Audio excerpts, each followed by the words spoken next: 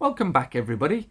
I'm Andrew Roberts, one of the professors of property. The other professors of property is Mr. David Clouter. And we are going Hello. to be discussing today factors at work during quarter 3 and 4 of 2020. This is following on from our previous video that discussed what was different this time around during this property crash. So, David, what factors are at work during our quarter 3, 4? I mean, what's happening here? Talk to Yes, me. one or two of the things we mentioned earlier, and one or two of the things that we haven't.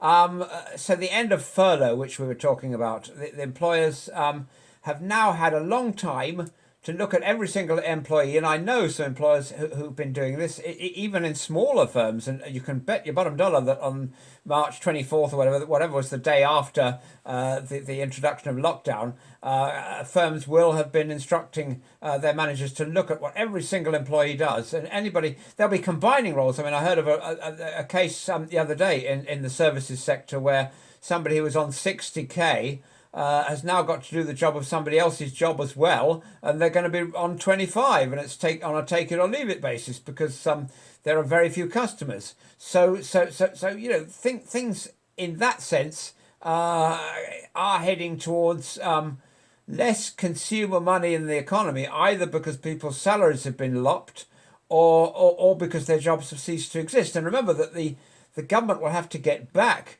in taxes everything that they've spent and given away on this 6 month bonanza. Okay, so that's not looking good or sounding good because we're saying that employees have been furloughed, taxes are likely to rise, and there was a report by Rishi Sunak indicating that capital gains tax, corporation tax, and other taxes will be rising right in the next budget. Employees are potentially going to lose jobs, which is unemployment, which leads potentially to rent arrears or mortgage arrears, which therefore leads to property prices crashing because banks lend less money because they're not confident in people's affordability. So, are there any other?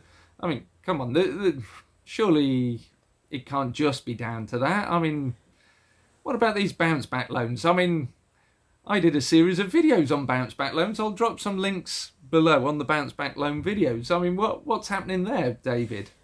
Well, the bounce back loans are quite interesting because they will, in themselves, have created some more zombie companies like the ones we were talking about earlier.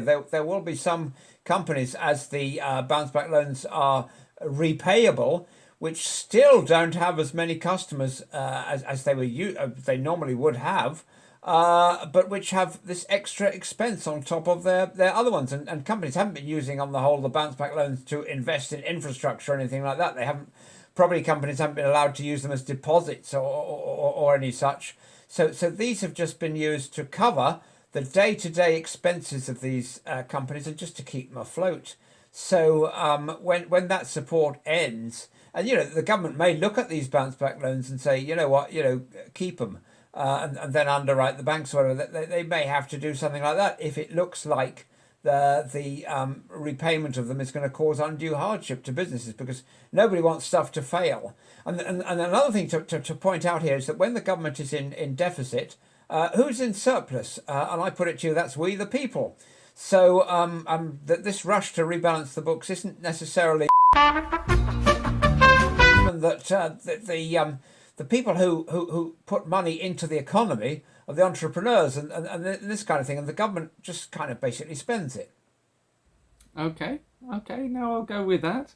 So, I mean, we're saying that the repayment of the bounce back loans won't really affect the economy too much. It will cause a few more companies to fail.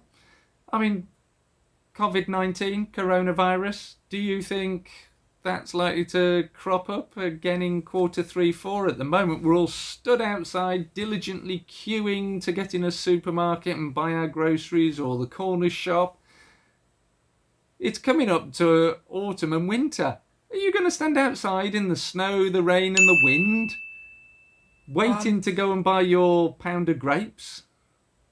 well, now it's not a very appealing prospect, is it? Because normally during those torrential rain, downfall of rain or something, or the snowstorms that we don't get very many of in the UK, normally you just hurry into the shop. If you've got to stand outside for half an hour, that might put a few people off. We know that the delivery infrastructures weren't sufficient to cope with the increased demand at the height of the pandemic, and I couldn't book supermarket deliveries for love nor money. I ended up doing click and collect. So that is very much under pressure as things and as things develop in that sector. Interestingly enough, it's been predicted that the drones and the driverless vehicles and things are going to take an increasing market share of that. But we're not going to have that for autumn 2020, and we may see a resurgence of virus. We've seen a resurgence of virus in mainland Europe, in places like Spain and France, for example.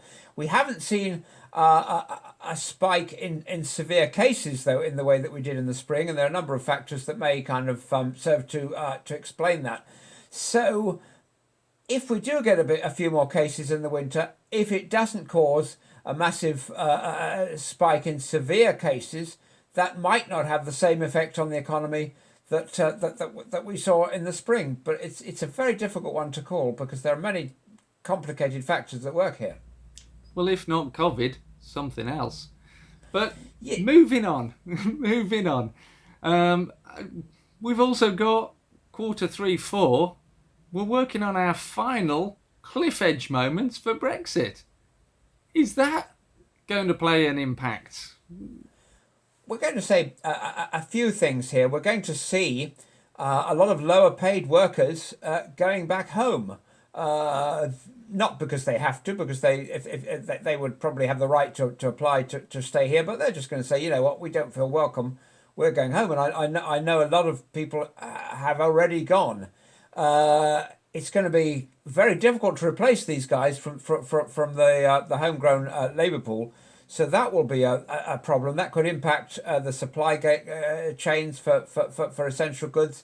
The summer fruit pickers almost always arrive on a coach or something and here into the UK, do some picking and disappear. That kind of thing. Supply chain disruptions in terms of miles and miles of lorries queuing at Dover is a possibility. But we'll have to make these things work because it punishes the EU as much as it punishes us. The German car makers are not going to want to see their brand new vehicles just take 6 months to get to the customer across 19 miles of English Channel.